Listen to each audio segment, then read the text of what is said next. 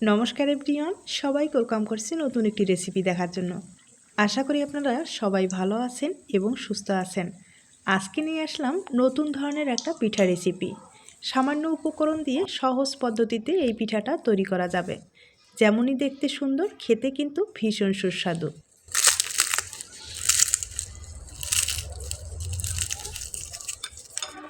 একবারে মুসমুসে খাস্তা একটা নতুন ধরনের পিঠা রেসিপি কোনো রকম ঝামেলা ছাড়া তৈরি করে নিতে পারবেন। এবার আসি মূল রেসিপিতে, আশা করি ভালো লাগবে। প্রথমেই একটা পাত্রে আমি 150 গ্রাম আটা ব্যবহার করলাম। আটার পরিবর্তে আপনারা ময়দাও ব্যবহার করতে পারেন। এরপরে 100 গ্রাম এখানে সুজি ব্যবহার করলাম। সুজিটা কিন্তু অবশ্যই লাগবে, সুজিটা দিলে খাস্তা হবে, খেতেও ভালো লাগবে। স্বাদ মতো লবণ দিয়ে দিলাম, 1 চামচ চিনি ব্যবহার করলাম। সব কিছু উপকরণ ভালোভাবে মিশানোর পরে এখানে আমি 3 টেবিল চামচ ঘি ব্যবহার করলাম। ঘিটা ব্যবহার করলে পিঠার ফ্লেভারটাও যেমন ভালো আসবে, খেতেও ভালো লাগবে। এখন হাত দিয়ে খুব ভালোভাবে মেখে নিতে হবে।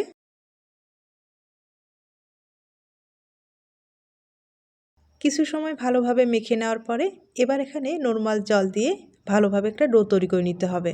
আর ডোটা নরমভাবে তৈরি করা যাবে না, শক্ত করে তৈরি করে নিতে হবে। তাই জলের পরিমাণটা একটু বুঝেই ব্যবহার করতে হবে।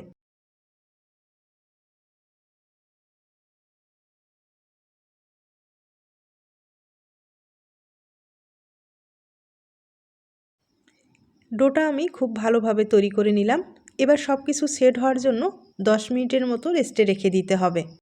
একটা ঢাকনা অবশ্যই ব্যবহার করতে হবে। আর এর ফাঁকে আমি পুরটা তৈরি করে নেব। কড়াইয়ে আমি 150 গ্রাম চিনি ব্যবহার করলাম। চিনির একটা ক্যারামেল তৈরি করে নেব। এখন চুলার আঁচটা কিন্তু একটু লো করে দিতে হবে, যেন পুড়ে না যায়। পুড়ে গেলে ক্যারামেলটা খেতে ভালো লাগবে না। তাই অবশ্যই হালকা আছে এই ক্যারামেলটা তৈরি করে নিতে হবে। খুব ভালোভাবে কিন্তু একটা কালার নিয়ে আসতে হবে। যখন পরিপূর্ণভাবে চিনিটা গলে যাবে, এই পর্যায়ে এখানে 1 বাটি আমি নারকেল কোরানো ব্যবহার করলাম। খুব ভালোভাবে নেড়ে চেড়ে এই পুরটা তৈরি করে নেব। তবে চিনির পরিবর্তে আপনারা গুড় ব্যবহার করতে পারেন। তবে ঝাল পিঠা হিসেবে খেতে চাইলে আপনারা কিন্তু মিষ্টি পুরটা বাদ দিয়ে যে কোনো সবজির পুর ব্যবহার করতে পারেন, অথবা আপনাদের পছন্দ মতো মাংসের পুরটাও ব্যবহার করতে পারেন। তাহলে পিঠাটা খেতে কিন্তু ভালোই লাগবে। আর ডোটা কিন্তু ভালোভাবে সেট হয়ে গেছে। এখন আমি এই ডোটাকে একটু লম্বালম্বি করে পিস পিস করে কেটে নিব। এই পিঠাটা তৈরি করতে গেলে কোনো রকম ঝামেলা করতে হবে না, একবারে সাধারণভাবেই আপনারা পিঠাটা তৈরি করে নিতে পারেন। তবে আটা ময়দা যেটাই ব্যবহার করেন অবশ্যই সুজি ব্যবহার করতে হবে। সুজিটা ব্যবহার করলে এই পিঠাটা এতটাই খাস্তা হবে, আপনারা খেলে কিন্তু বুঝতে পারবেন। তাছাড়া পিঠাটা ভেজে নেওয়ার পরে আপনারা কিন্তু 4 থেকে 5 দিনের মতো সংরক্ষণ করে খেতে পারবেন।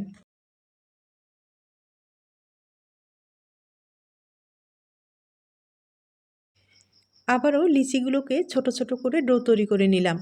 আর এখন এই ডোগুলো বেলে নিতে হবে। তবে যতটুকু সম্ভব পাতলা করেই বেলে নিব, বেলার সুবিধার্থে এখানে আমি আটা ব্যবহার করলাম। সবগুলো একইভাবে রুটি বেলে নিতে হবে।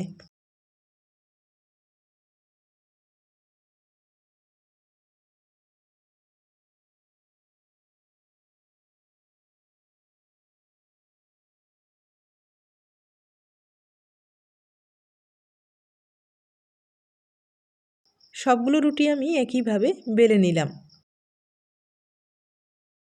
এবার একটা তেলের মিশ্রণ তৈরি করে নিতে হবে। তেলের পরিবর্তে এখানে আমি ঘি ব্যবহার করলাম। আর হাফ চামচ এখানে আটা ব্যবহার করলাম। আটার পরিবর্তে আপনাদের হাতের কাছে যদি কর্নফ্লাওয়ার থাকে, কর্নফ্লাওয়ার দিয়ে এই মিশ্রণটা তৈরি করে নিতে পারেন। এবার ঘিয়ের মিশ্রণটা হাত দিয়ে আমি রুটির মধ্যে ভালোভাবে লাগিয়ে নেব। আর প্রত্যেকটা রুটির মধ্যেই এভাবে কিন্তু লাগিয়ে নিতে হবে। বেশি পরিমাণে দেওয়ার দরকার নেই, সামান্য পরিমাণে দিলেই হয়ে যাবে।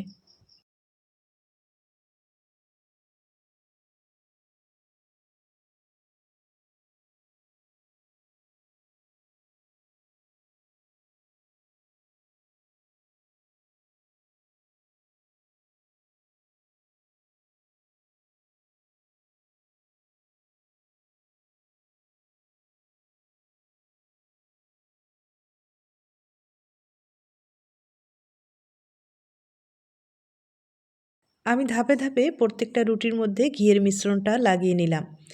আর লাগিয়ে নেওয়ার পরে এবার কিন্তু টাইট করে একপাশে ধরে মুড়িয়ে নিতে হবে।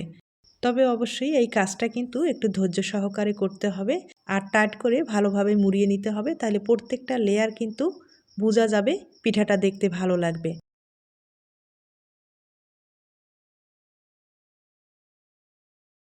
এখন এই লম্বা ডোটা কেটে নিতে হবে, তবে কিভাবে কেটে নিতে হবে একবার দেখিয়ে দিচ্ছি। আমি একটা ছুরির সাহায্যে লম্বালম্বি করে ডোটাকে কেটে নিব। তবে ছুরি দিয়ে কিন্তু একবারে কাটা যাবে না, আড়াআড়িভাবে কেটে নিতে হবে।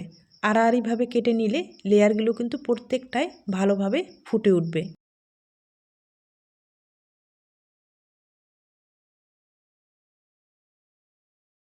ডোটা আমি লম্বালম্বি করে মাঝ বরাবর কেটে নিলাম, 2 ভাগে ভাগ করে নিলাম।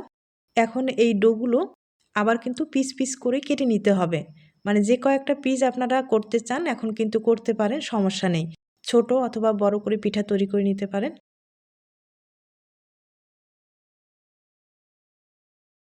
একইভাবে আমি আরেকটাও কেটে দেখিয়ে দিচ্ছি, তবে আলতোভাবে কিন্তু কেটে নেবেন যেন পাটগুলো খুলে না আসে।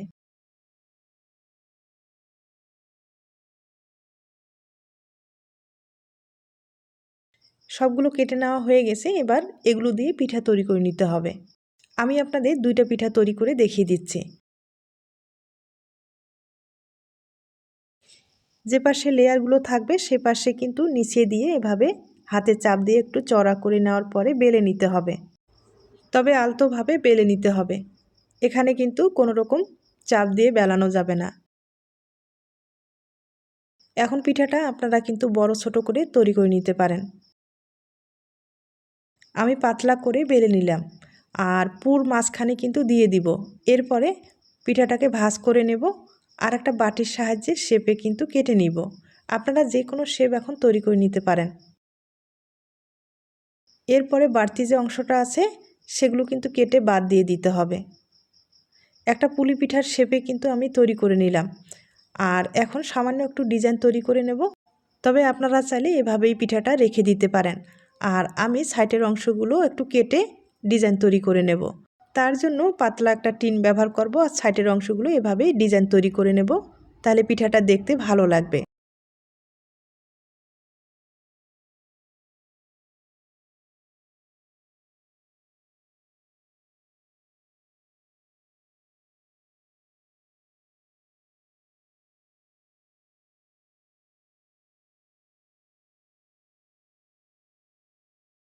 একটা পিঠা আমি তৈরি করে নিলাম, দেখতেই পারছেন কতটা সুন্দর হয়েছে।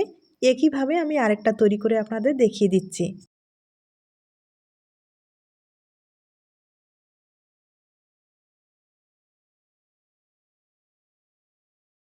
আর আবারও বলবো, এই পিঠাটা আপনারা যারা মিষ্টি পছন্দ করেন না তারা কিন্তু ঝাল পিঠা হিসেবে খেতে পারেন। এভাবে পিঠাটা তৈরি করার পরে আপনাদের পছন্দ মতো যে কোনো পুর এখানে ব্যবহার করতে পারেন, তাহলে পিঠাটা খেতে কিন্তু ভালোই লাগবে। আমি আবারও নারকেলের পুর দিয়ে দিলাম। নারকেলের পুরটা কিন্তু একটু হাতের সাহায্যে সমানভাবে লম্বা করে তৈরি করে নিতে হবে, এরপরে ব্যবহার করলাম। আর পিঠার সাইডের অংশগুলো হাত দিয়ে একটু হালকাভাবে চাপ দিয়ে বসাতে হবে, যেন ভাজার ক্ষেত্রে এই পুরটা বাইরে না আসে। আবারও একটা বাটির মাপ দিয়ে সাইডের অংশগুলো কেটে বাদ দিয়ে দিব।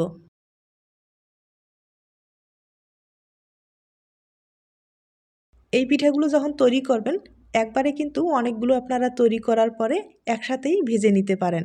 তবে হ্যাঁ, বেশি সময় এভাবে রেখে দেবেন না, তৈরি করার পরে সাথে সাথেই ভেজে নেবেন। তবে এভাবে যদি আপনারা সংরক্ষণ করতে চান সেক্ষেত্রে কিন্তু লেয়ারগুলো বোঝা যাবে না। সাধারণভাবে যে পুলি পিঠাগুলো তৈরি করা হয় সেভাবেই কিন্তু বোঝা যাবে। আর আপনারা লেয়ারগুলো যদি চান সেক্ষেত্রে কিন্তু সাথে সাথেই ভেজে নিতে হবে। আমি আপনাদের 2টা পিঠা তৈরি করে দেখিয়ে দিলাম, দেখতেই পারছেন কতটা সুন্দর হয়েছে। এখন কিন্তু আমি ভেজে নিব।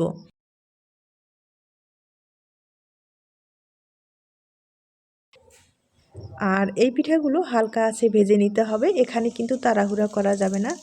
একবারে হালকা আঁচে ভেজে নিলে প্রত্যেকটা লেয়ার কিন্তু খুলে আসবে, দেখতে ভীষণ ভালো লাগবে।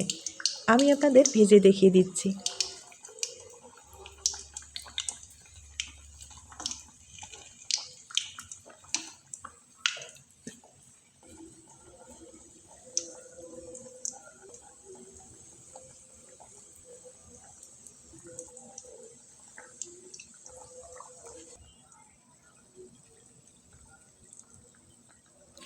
পিঠাগুলো তেলে দেওয়ার সাথেই নাড়াচাড়া করবেন না, হালকা আছে ভেজে নিতে হবে আর সাবধানে নাড়াচাড়া করতে হবে।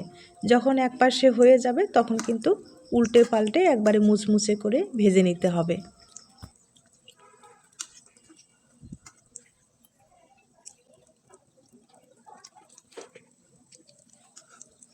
এখন পিঠাগুলো আমি আলতোভাবে উল্টে দিব, আর দেখতেই পারছেন প্রত্যেকটা লেয়ার কিন্তু খুলে আসছে। এভাবে উল্টে পাল্টে একবারে মুচমুচে করে ভেজে নিব।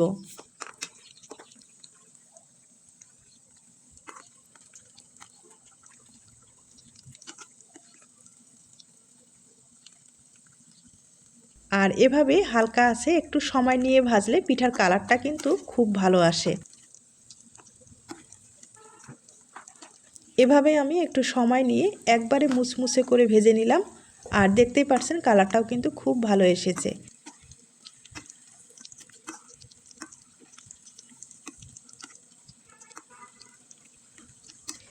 পিঠাগুলো একবারে মুচমুচে করে ভেজে নিলাম।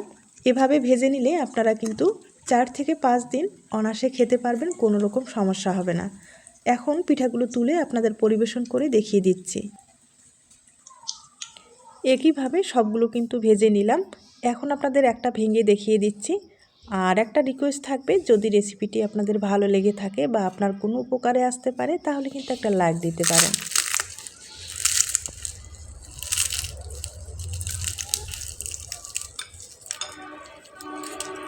আর দেখতেই পাচ্ছেন পিঠাটা কতটা মুচমুচে হয়েছে, একবারে কিন্তু খাস্তা হয়েছে।